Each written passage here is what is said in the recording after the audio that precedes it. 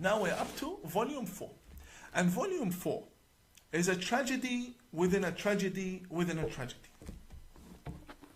Volume 4 from Sahih Al Bukarih. Volume 4, Sahih Al Bukarih. And by the way, the books of the Shia will come next. This is the main Sunni author. Shia authors will come next. I will bring the Shia books and we will see exactly what's going on in this faith. We'll bring them all. The books of Khomeini and the thawing of the underage children, they will all come. So now we have volume 4, because this is very interesting. Because this is very interesting, I'm going to show you the license again of this very volume so nobody says it's a lie. Okay. Now let's go very far away from the whole world of jihad, and I'm pretty sure Islam has something to offer. I'm pretty sure 95% of the Muslims believe in a faith that should have something to offer, yani at least some medicine. Let's take a look at the medicine here. Also page 16. Page 16, it says the chapter of medicine with the urine of the camel. تفضل. Chapter of medicine with the urine of the camel. Medicine, medication, cure with the urine of the camel. Let's read. It states, a group of people came and visited the Prophet in Medina, which means he had a government. I don't believe the Prophet had a government, but I believe he had a strong establishment. We'll speak about the government of the Prophet in a different time. As for now, they came to Medina, where the Prophet had his religion established. And they became sick. What do they do when you become sick and you have the Prophet? He's the best doctor. So they went to the doctor. The best doctor in the opinion of the Australian National Imams Council. The best doctor in the opinion of the Grand Mufti, Dr. Ibrahim Abu Muhammad. The best doctor according to all of the Muslims. The best doctor, the Prophet Muhammad. This is your book, not mine. This is your book. What does the best doctor say to the sick people that came to him? And what did he do when they took his prescription and ran with it? What did he do to them? فأمرهم النبي, they were sick. فأمرهم النبي, he ordered them أن يلحقوا براعيه, that they go after the owner of the camel. يعني الإبل, it states here, يعني الإبل, which means the camel. فيشربوا من ألبانها وأبوالها, to drink from its milk and urine. فلحقوا براعيه فشربوا من ألبانها وأبوالها. Not only did they listen and ignore, no, they actually chased the man who had the camel, and they stopped the camel, and they drank from the camel's urine, and they drank from the camel's milk. حتى صلحت أبدانهم. حتى صلحت أبدانهم. Until their bodies became strong again, and now they have the ability to go back to where they once came on foot, and they're strong, and everything is well. They're no longer sick because of the cure in the camel's urine. So what did they do now that they are strong? فَقَتَلُوا الرَّاعِي وَسَاقُوا الْإِبِلِ. After they drank from the camel's urine, they killed the owner of the camel and they stole the camel. Now, until now, we have a tragedy. Because if this is real, then we have a tragedy. What is coming up, it's something I cannot call a tragedy. Watch. The Prophet orders them to go and drink urine from the camel. They go, they drink the urine and the milk, and then they kill the owner, they steal the camel, and they come back. Listen to this. فَبَلَغَ النَّبِي, the Prophet heard. Prophet Muhammad heard. فَبَعَثَ فِي طَلَبِهِمْ فَجِيءَ بِهِمْ.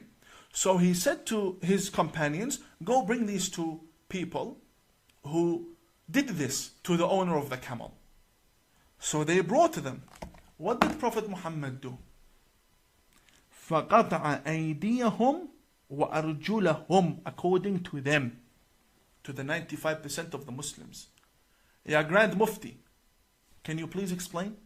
The Prophet here chopped their hands and their legs. Why? Because they stole a camel. It states, فَقَطَعَ أَيْدِيَهُمْ وَأَرْجُلَهُمْ وَسَمَّرَ أَعْيُنَهُمْ. And he brought two nails, the nails that you would use for the wall, and he poked their eyes with it.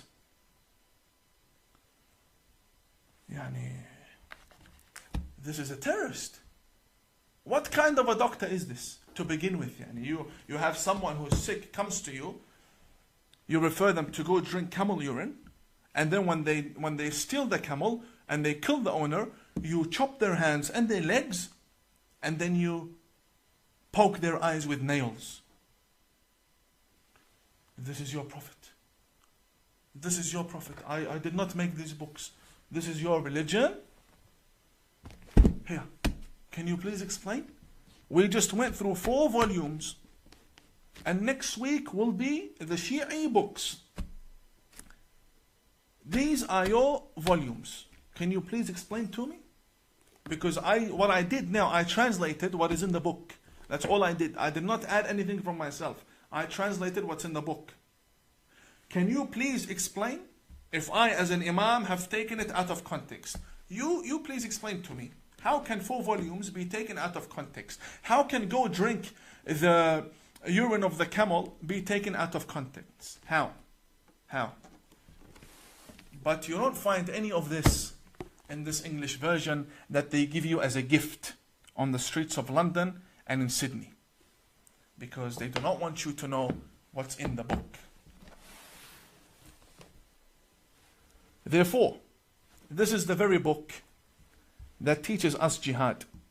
And this is the very book that teaches the Muslims how to love their Prophet.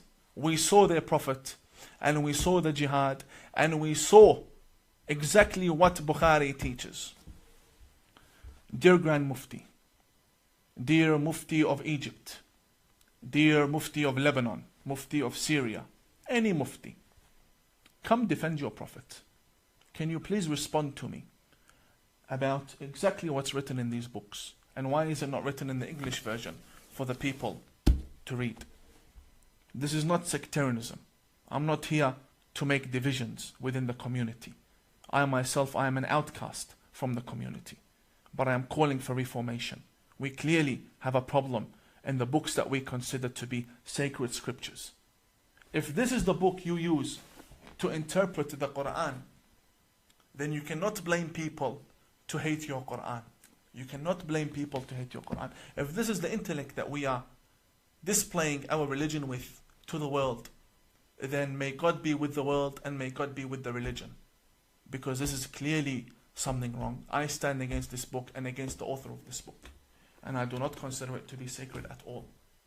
And next week I will show you the books of other denominations that need reformation. My purpose here is to show you exactly what needs to be left within Islam. We cannot be reformers if we go to the mosque and we pray behind imams that quote from this book and revere this book and respect this book. The chapter of jihad was more than enough. All we had to read was 1 line. The chapter of jihad makes over 100 pages. I only read for you 1 line. To me, these are all attributions to my Prophet. I do not believe in them at all. I am a kafir in this book. I do not believe in it at all. I believe in the Prophet that loved Moses and loves Jesus. And we have a study, but the problem is only a minority believe in that study. And now we have reached the end of the first show. I honestly pray that you had somewhat benefited from tonight's episode where we raise awareness regarding these books. May God bless you all. Thank you very much for your time, and I will see you in my next live stream. God bless you all and have a good night.